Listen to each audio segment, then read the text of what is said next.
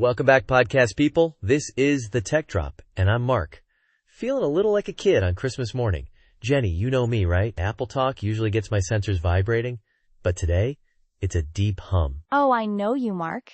And it's rarely just a new iPhone that sparks this level of spirited nerdiness from you. No, this has the faint, or maybe not so faint, scent of ambition.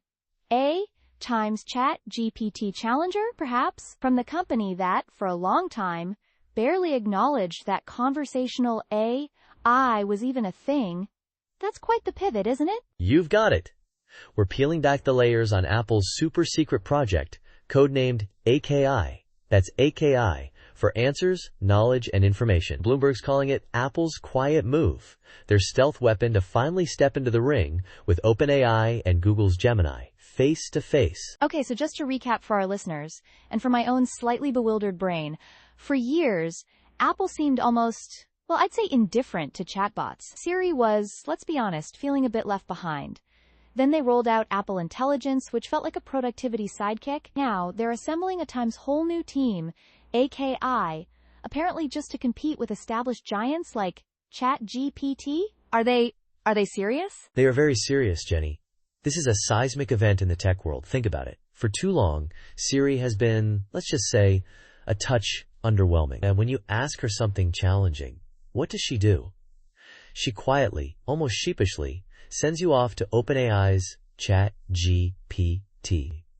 It's like your personal assistant admitting they need to call in a consultant for every slightly tricky question. Users have found this workaround less than ideal, and it feels like Apple finally grasped how awkward that looks. So, AKI's mission? To toss that reliance and build their own native answer engine, totally integrated with direct search. So the classic adage, if you want something done right, do it yourself, comes to mind. But it's a curveball. Apple's long-standing reliance on Google, especially that colossal $20 billion a year arrangement for Google to be the default search engine on iPhones, will AKI upset that, financially enticing relationship too? That, Jenny, is the multi-billion-dollar query. If AKI can deliver a truly compelling Apple-native search experience, it could seriously loosen Google's grip. Picture this. A world where Spotlight, on your iPhone or Mac, instantly serves up answers that Apple itself sourced and curated, not just a list of Google links. My brain is already churning with all the possibilities. My brain is, experiencing a minor system overload just pondering that. Okay, so the timing. Why times? Why is Apple making this comprehensive move towards what Bloomberg is calling Siri 2.0? A big part of it is the sheer pressure.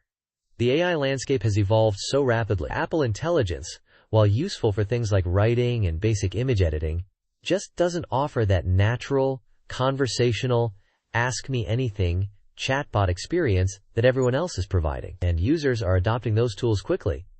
Siri, frankly, feels like a tool from 2010 in a 2025 environment. This is Apple catching up, but with their signature focus on privacy. This reminds me of Apple finally surveying the competitive field and saying, all right, fine, everyone else is doing the conversational AI thing, we have to be in this. But they're approaching it in signature Apple fashion. Secretive, developing from the ground up, and likely gambling heavily on privacy as their core differentiator, right? Precisely. And this brings us to the technical details, the part where my inner geek really gets going. Apple isn't just bolting a chatbot onto an old system.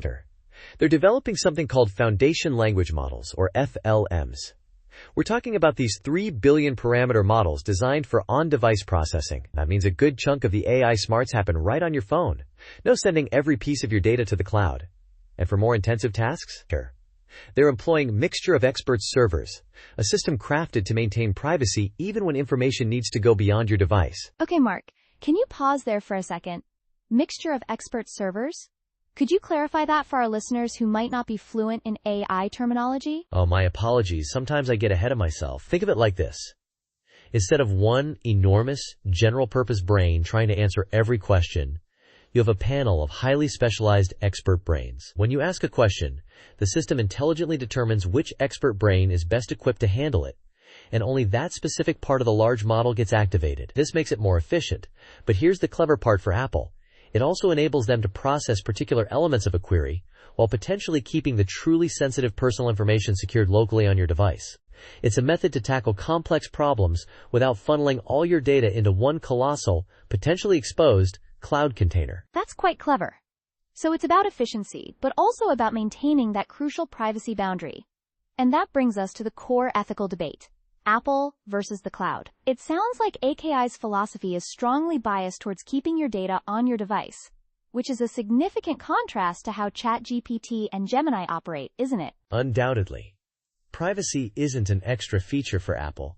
It's their principal differentiator against the open, data-intensive models from OpenAI and Google.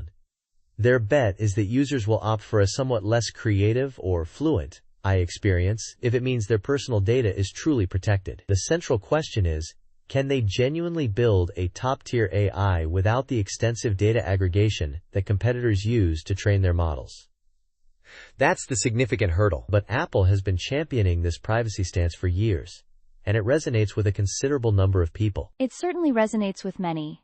I mean, would our listeners trade some witty AI dialogue for complete privacy? It's a complex decision for some, but for others, it's an obvious choice. This really places Apple in a unique ethical position within the AI competition. So let's discuss the future, because everyone wants to know. When do we get to experience this AKI innovation?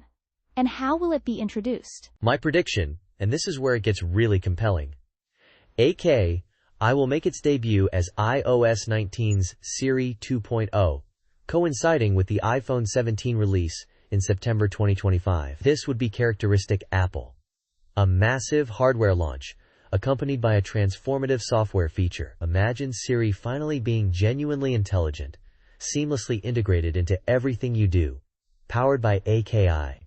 I'm picturing Spotlight evolving into a kind of personal AI within your dock, intelligently answering queries without even requiring an app to be opened. That's a clever integration of hardware and AI, Mark, but only if it doesn't, well, falter like certain other Apple initiatives. Times clears throat, like the Apple Car, for instance. Let's maintain an optimistic outlook. This feels distinct. This feels like Apple's quiet response. It's their answer to years of jokes about Siri being unintelligent. And if it performs as well as they anticipate, just one thought. AKI could conclude 18 years of Google search on iPhones. That's a statement, Mark. Could this be the end of an era for Alphabet's dominance? This is truly captivating.